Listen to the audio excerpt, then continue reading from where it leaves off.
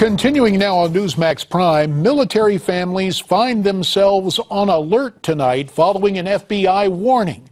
According to the Bureau, Middle Eastern men are targeting military families at their homes in an attempt to intimidate them into handing over personal information. The alert specifically mentions Colorado and Wyoming and insists that all military families remain vigilant and report anything suspicious to the FBI. Joining us now to talk about this, former FBI Assistant Director Ron Hosko. He's also the president of the Law Enforcement Legal Defense Fund. And joining us from Newsmax, Washington, a former member of the U.S. Army Special Forces, Jim Hansen, who currently serves as Executive Vice President of the Center for Security Policy. Ron, how serious is this warning to military families? Well, JD, in this time that we are facing and have been with the threat from ISIS, the threat from radical Islamic extremists for, the better part of 12, 13, 14 years now, it is always prudent for people in uniform and their families to keep their guard up, to be prudent, to understand what a legitimate protocol is for a background investigation or a neighborhood investigation, but to be ultra cautious in not giving out personal information, challenging the questioner that arrives at your door for an identification, which a legitimate visitor would produce, whether that's a utility provider or somebody doing a background investigation. They're going to willingly and first produce an identification. Jim, so as we're listening, their guard. Yeah, Ron, we appreciate it, and the concern is noted.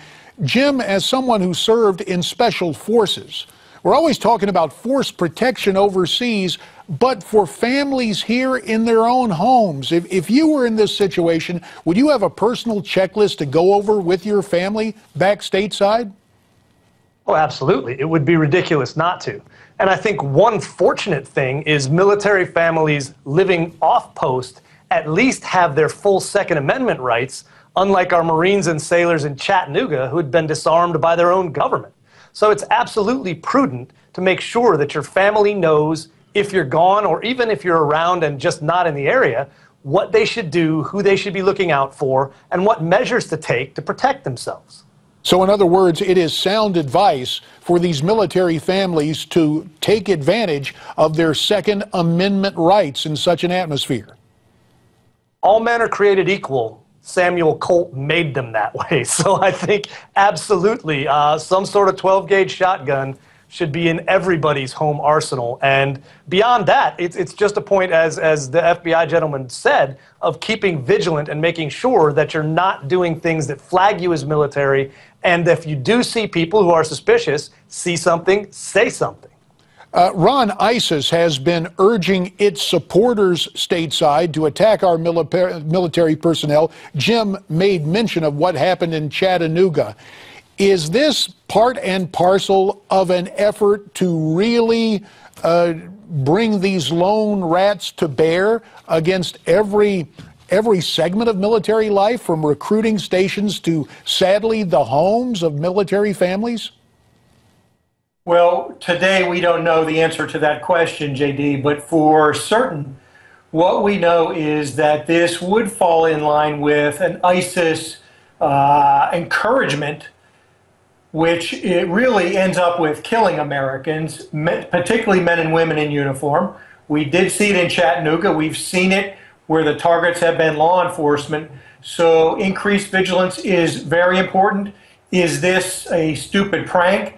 My belief is that these guys are one mistake away from being scooped up by law enforcement, where a vigilant, smart family member says, this is no good. They call the police, they get a tag number, and these guys have a net thrown around them, and then they're having a bad day. I hope that's the outcome. Yeah, we all hope it's a sick joke, but we certainly, given the tenor of the times, have to take it seriously. And yet another report, a report of gunshots over the past couple of days at Camp Shelby, where the National Guard is training in Mississippi. No suspects yet, We don't know if it's related to terrorism, but it does highlight the fact that our military bases stateside really need protection. Jim, in your mind, what does the military need to do to beef up security now around these different camps and bases?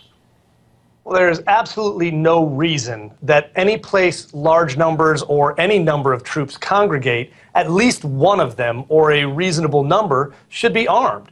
I mean, you can up all the other security, but if you've got people out in public with nothing but a target on their back, you have made them victims, and that's unfair. We know the jihadis live among us. They've proved it. They proved it with the Boston Marathon bombing, the shootings in Garland, and again in Chattanooga. They are here. It's the right idea to make sure that our people who are trained to respond can actually do so. Ron, one last topic. FBI Director James Comey has now said ISIS is a greater threat than Al-Qaeda.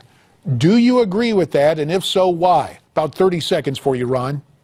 You know, JD, I think it's certainly a far different threat than Al-Qaeda. Al-Qaeda was looking for the grand scheme that was take down a bridge, blow up subway cars, a 9/11 style attack. These guys are different, and what we don't need as a country is death by 1,000 cuts. So you have a soft target attack here. You had one in Chattanooga. And how many of those until we do have a massive financial challenge ahead of us as we're trying to secure everything? Ron Hosko, Jim Hansen, gentlemen, you have our thanks. You heard what Ron and Jim had to say. What do you have to say? We'd love to hear from you. You can email me, Facebook me, tweet to me via Twitter, or use our website, newsmaxtv.com/comments. Back with more right after this.